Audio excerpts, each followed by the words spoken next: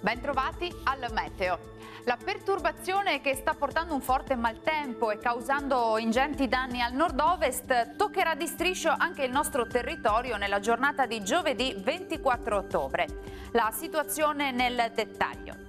Sul Veneto al mattino potremo avere qualche foschia o nebbia sulle pianure. Dal pomeriggio invece più nubi sul Padovano, sul Veronese e sul Vicentino, con piogge e temporali piuttosto diffusi, mentre sul resto della regione si manterrà asciutto e anche soleggiato. Lieve calo termico, ma temperature ancora sopra la media del periodo, minime tra 9 e 15 gradi, valori massimi compresi invece tra 19 e 22 gradi.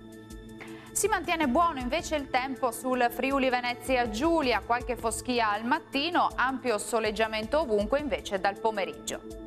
Temperature minime tra 12 e 17 gradi, massime tra 21 e 22 gradi.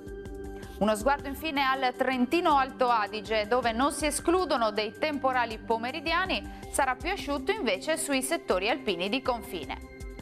Temperature minime tra 12 e 13 gradi, massime sui 20-23 gradi circa. Bene, dal meteo di Antenna 3 per ora è tutto. Arrivederci!